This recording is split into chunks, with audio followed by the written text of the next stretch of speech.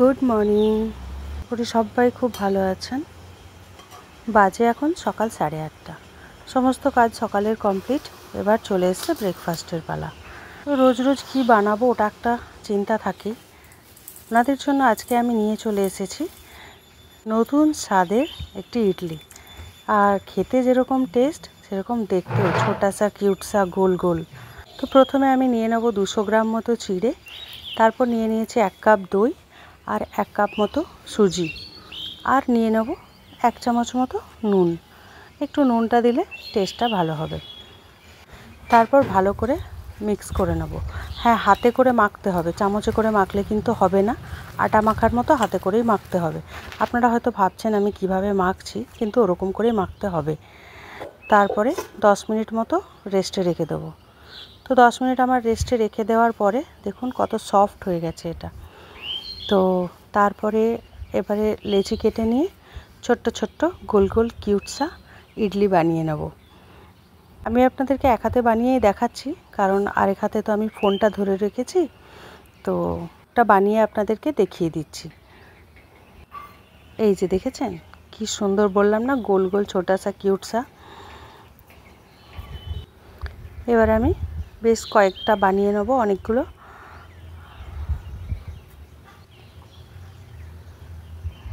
এই দেখুন কতগুলো বানিয়ে নিয়েছি। লাগছে না কিউটসা দেখতে? একটা বাটিতে গরম জল বসাবো। এটা খুব কম দেব, ভাপের মধ্যে হবে তো। তারপর ওই ফুটোওয়ালা একটা বাটি নিয়ে নেব, আপনারা থালাও নিতে পারেন। তো তার ভেতরে আমি বাটিটা নিয়ে নিয়েছি, বাটির ভেতরে 5টা কি 6টা দেবো, তারপর ঢেকে দেবো। আমি ততক্ষণে টমেটো আর শুকনো লঙ্কা পেস্ট করে নিই চাটনির জন্য। তো 5-6 মিনিট হয়ে গেছে। এবার আমি ঢাকাটা খুলেছি, দেখুন কি সুন্দর হয়ে গেছে, সেদ্ধ হয়ে গেছে। হ্যাঁ, গরম যখন থাকবে তখন কিন্তু বেশ নরম থাকবে, আপনারা ভাববেন না যেন কাঁচা আছে।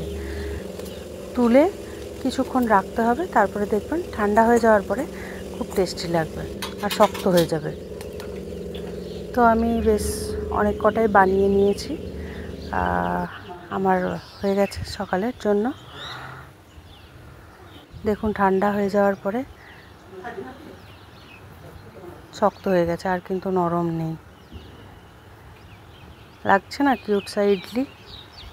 তো এবারে টমেটো আর শুকনো লঙ্কা যেটা পিষেছিলাম ওটা একটু সেদ্ধ মানে গরম করে নেব, ফুটিয়ে নেব ঝাল চাটনির জন্য। এবারে আমি চানা আর বাদামের চাটনিটা বানিয়ে নেব। তো আমি 1 চামচ ছোলার ডাল, বাদাম আর 1 চামচ বিউলির ডাল নিয়ে নিয়েছি। তারপর তেলে ভালো করে ভেজে নিয়েছি। ভেজে নেওয়ার পর 1 চামচ মতো ছাতু দিয়েছি, 2টো কাঁচা লঙ্কা দিয়েছি, তারপর ছোলা বাদাম দিয়ে পেস্ট করে নিয়েছি। কড়াইয়ে 1 চামচ রিফাইন্ড তেল, সর্ষে ফোড়ন আর কারি পাতা আর একটা শুকনো লঙ্কা দিয়েছি। তারপরে ওই মিক্সটা দিয়ে দিলাম, আর দিয়ে দেবো অল্প সামান্য একটু নুন। তারপরে ভালো করে চাটনিটা বানিয়ে নেব। তো 2টো চাটনি আমার রেডি। এবার ইডলিগুলোকে বানাতে হবে। তো প্রথমে কড়াইয়ে 1 চামচ রিফাইন্ড তেল দিলাম, একটু কারি পাতা দিলাম, তারপর ছোটো ছোটো কিউবসা ইডলিগুলো কড়াইয়ের মধ্যে দিয়ে দিলাম, আর দিয়ে দেবো একটু হালকা করে নাড়িয়ে দিয়ে দেবো ওপর থেকে সাদা তিল দিয়ে দেবো, আর অল্প একটু চাট মশলা দিয়ে দেবো। তারপর ভালো করে একটুখানি ভেজে নিয়ে চাটনির সাথে গরম গরম সার্ভ করে নিন।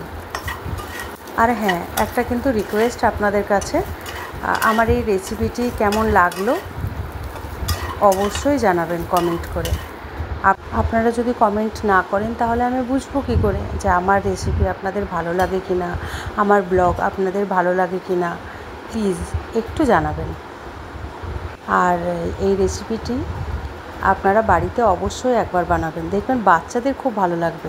বাচ্চাদের কি টিফিন দেবো এটা একটা খুব টেনশনের বিষয়, কিন্তু এটা যদি একবার বানিয়ে দেন না, তো সত্যি ওরা কিন্তু খুব আনন্দিত হয়ে খেয়ে নেবে।